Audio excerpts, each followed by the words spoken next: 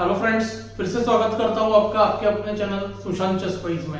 आज का टॉपिक है एंड गेम स्टडीज का और जिसके थ्रू हम सीखने जा रहे हैं बहुत ही इंपॉर्टेंट थियोरेटिकल एंड गेम रूक वर्सेस बिशप का। ये पोजीशन है, ये व्हाइट टू प्ले है। जिन लोगों को ये पोजीशन सॉल्व करना है उनके लिए मैंने पहले ही रख दिया है, पर स्टार्ट करने से पहले मैं थोड़ा सा बताना चाहता हूँ कि किस केस में रूक बिशप से पावरफुल होता है और किस केस में रूक वर्सेस बिशप बहुत इजीली ड्रॉ होता है। एक सिंपल पॉइंट ध्यान में रखिए, जिस भी कलर का बिशप है उसके ऑपोजिट कलर में जो है किंग उसको लेके जाना चाहिए डिफेंडर ने, यानी बिशप वाले साइड ने। तो फॉर एग्जांपल इधर अगर बिशप हमारा G1 पे है तो हमें कोशिश करना चाहिए किंग उसके ऑपोजिट कलर में कॉर्नर में हो, और उसके बाद भी अगर इस तरह से ब्लॉक करे उस बिशप को तो ज्यादा से ज्यादा स्टेलमेट ही होता है, क्योंकि यहाँ पे अगर व्हाइट का मूव है या ब्लैक का कुछ हो नहीं सकता। व्हाइट ने रूक हिलाया तो बिशप चला जाएगा दूर और फिर चेक देने से बिशप आ जाएगा G1 पर। अगर वेट किया जाए तो यहाँ पे बिशप चेक और फिर किंग H3 लाने से KG1 और किंग जो है वो बाहर चला जाएगा, तो ये पोजीशन विन नहीं हो सकता।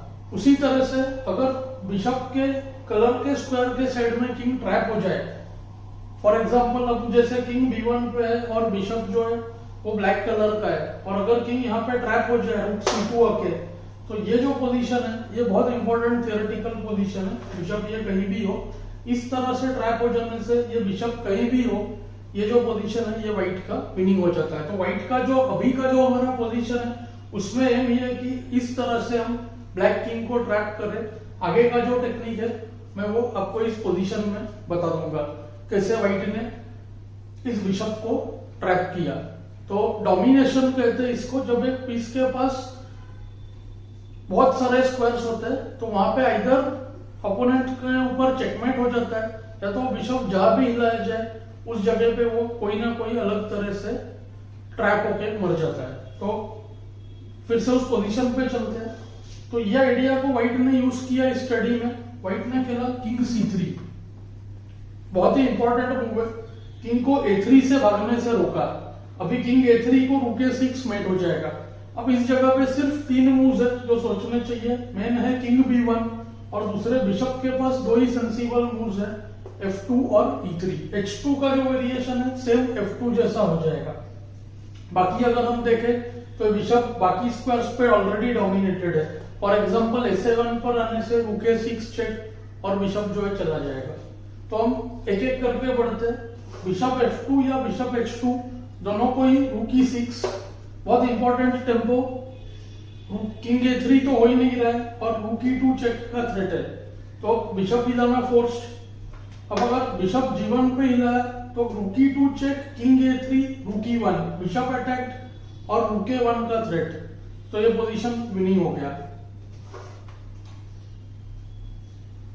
ब्लैक कर सकता है बिशप C5, उसको आएगा इंपॉर्टेंट आइडिया रुके 6 चेक, KB1 और KB3। देखिए किस तरह से टैक्टिकली एक्सप्लॉइट किया है इस बिशप के पोजीशन को।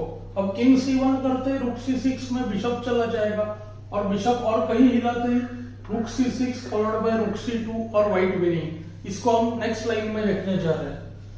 तो यहाँ पे व्हाइट कर सकता है KB1 और KB1 के बाद भी सेम आइडिया रुक E2, bishop attack, bishop C5, उसको KB3। अगर बिशप B6 पे हिलाए तो रुक C2, सीधा हम किंग को ट्रैप करेंगे। तो इसमें हुआ क्या, अब हम देखेंगे कि बाय फोर्स जो है किंग ट्रैप हो चुका है। बिशप कहीं भी हो उससे फर्क नहीं पड़ता है। For example BA7, KB3, BB6। अब ये बिशप इस डायगोनल पे कहीं भी हो या G1, G3 दोनों ही स्क्वायर्स पे हो, रुक से बिशप पे अटैक। टेक्निक बहुत सिंपल है। बिशप को हम अटैक करेंगे इस तरह से कि बिशप को इस साइड पे आना ही पड़े और फिर रुक से अटैक करके मेटिंग थ्रेट क्रिएट करेंगे। तो बिशप A7,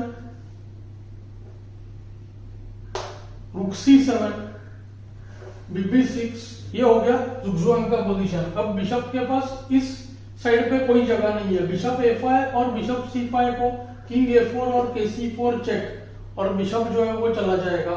और जैसे ही बिशप इस ओपन साइड पे आएगा चाहे d4 e3 या f2 हम उस बिशप पे अटैक करेंगे, ओनली मूव bd2, और जैसे ही बिशप d2 पे आता है, अब इंपॉर्टेंट टेक्निक रुक f7 या h7।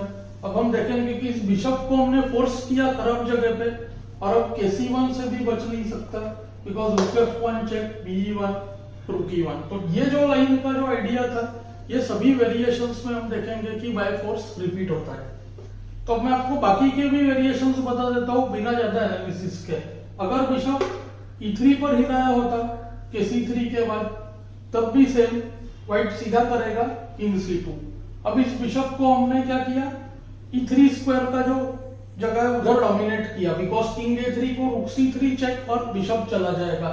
और कुछ भी दूसरा करने से हम देखेंगे कि रुक a3 फॉलोड बाय रुक b3 बैठ जाएगा। अब तो बहुत ही सिंपल है, यहाँ पे मेटिंग थ्रेट है, तो इसमें वो सब की भी जरूरत नहीं है। बिशप अटैक्ड है और मेटिंग थ्रेट है, तो अगर बिशप c5 आ भी सकता तो भी रुक a6 ba3, ये सेकंड टेक्निक है कि अगर इस जगह पे बिशप चाहे e7 पे भी होता तो रुक a6 चेक ba3, और अब रुक मूव वेस्ट करता है a7 a8 कहीं भी, तो किंग a1 को रुक टेक्स a3। ये मेजर प्रॉब्लम है जो हमारा हमने देखा कि अगर किंग लास्ट में हो और बिशप उसके साइड में हो तो वो पोजीशन स्टेलमेट होता है, जबकि इस जगह पे ब्लैक के पास एक मूव बच जाता है। तो इस वजह से गलत कॉर्नर पे जाने से, यानी कि बिशप के सेम कॉर्नर पे, कलर के कॉर्नर पे जाने से बिशप का पोजीशन लूजिंग हो जाता है। अब देखते हैं last line, main line. Black ने खेला kb1 को आया kb3। अब हम इस पोजीशन को ऑलरेडी जानते हैं, बाय फोर्स रुक c2 आने वाला है, चाहे ये बिशप कहीं भी हो। तो उसने बिशप a7, सबसे सेफ जगह a7 है, रुक c7, बिशप c5 स्टॉप करके रखा है, bd4 को रुक d7 आएगा, b3 को रुक e7 आएगा, bf2 को रुक f7 आएगा। इसके लिए bb6 फोर्स्ड, और अब रुक b7। अब हम देख रहे हैं कि बिशप टोटली डोमिनेट हो चुका है। a5 पे किंग a4 चेक, बिशप चला गया, bc5 पे kc4 चेक, सेम पहले वाला ही पोजीशन आ गया। बिशप e3, रुक e7, bd2, और फिर से वही आइडिया रुक f7। kc1 नहीं चलता है, बिशप मूव वेस्ट कर सकता है, तो आएगा रुक f1 चेक, बिशप c1, और फिर से आइडिया रिपीट हो रहा है, रुक e1 g1 f1 कहीं भी, king a1 forced, rook takes c1 and white queens, checkmate हो गया। तो इस तरह से हमने रुक वर्सेस बिशप का थ्योरी सीख लिया है। हमें पता है कि अगर कॉर्नर बराबर होता, किंग ने चूज किया होता तो किस तरह से ड्रॉ होता, और गलत कॉर्नर में फंसने से किस तरह से इस पोजीशन में लॉस हो गया।